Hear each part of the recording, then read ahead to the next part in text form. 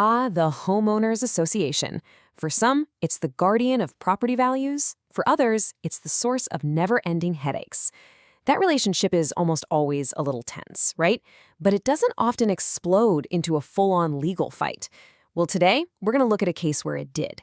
This is a story that pits one homeowner's powerful sense of injustice against his HOA's very practical, very straightforward reasoning. And this quote, "This is the heart of it all. This is straight from the homeowner, John Clark. He didn't just think his removal from a volunteer committee was unfair. No, he was convinced it was a political hit job, all dressed up to look like a simple, boring procedural move." And that one phrase, that's what kicks off a formal complaint and sets the stage for a hearing to figure out what was really going on. So what was the spark that lit this fire?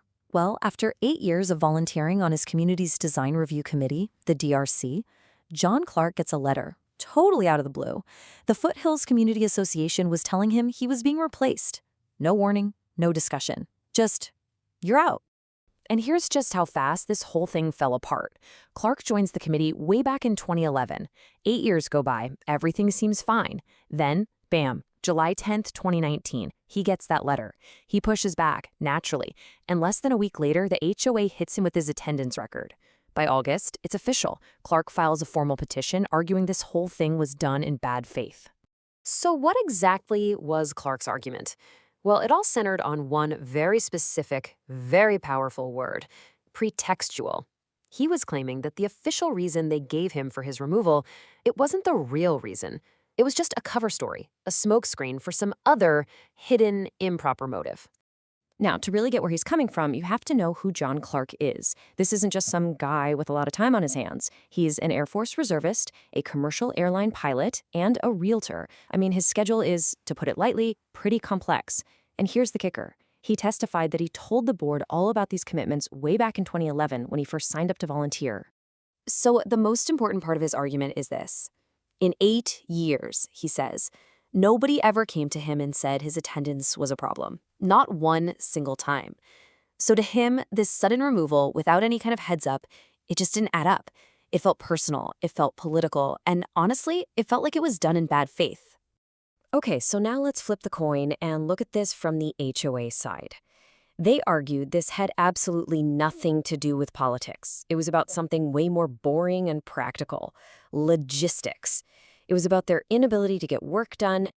And this is a direct quote from the actual letter they sent to Mr. Clark. The language is super polite, very professional. It frames the decision as this reluctant but necessary step. It says, hey, we get you're busy, but we need people who can actually show up to conduct business. But that polite language, it was backed up by some pretty cold, hard numbers. When Clark questioned his removal, the HOA pulled out the data.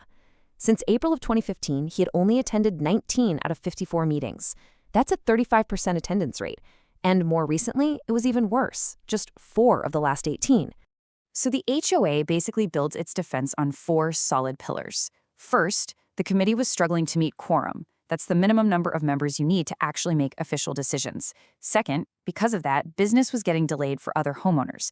Third, and this is a big one, the decision wasn't made in some secret back room.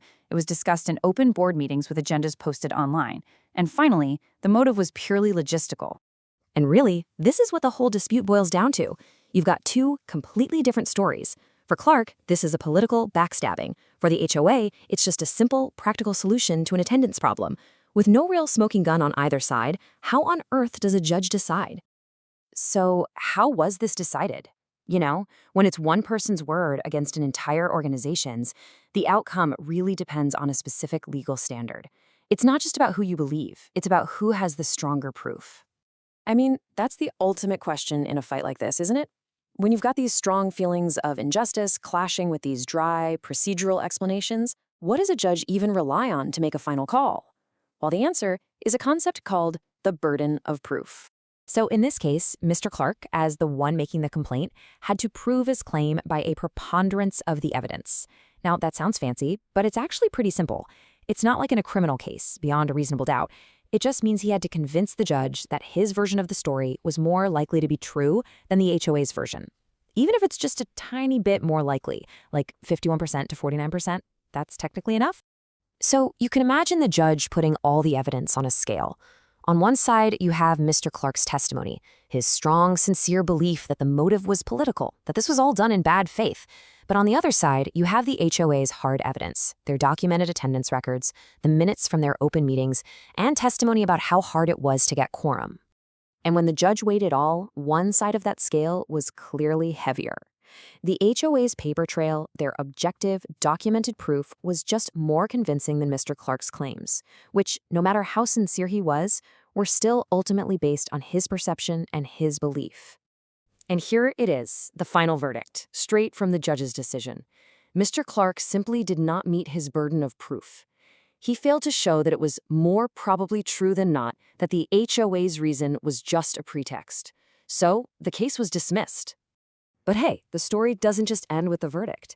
This case is actually packed with really valuable lessons for anyone who lives in a community with an HOA or serves on a board. So, what can we all learn from this whole dispute? Well, it really boils down to 3 huge takeaways. First, documentation is king. The HOA's records were their ironclad defense. Second, the burden of proof is a real thing. Making an accusation takes more than just a strong feeling. It requires evidence. And third, process is your shield. By handling the discussion in open meetings, the HOA showed transparency and completely dismantled any claim that this was some kind of secret backroom deal. And that leaves us with one last really crucial question to think about. In any kind of dispute, our own personal sense of injustice feels incredibly real and valid.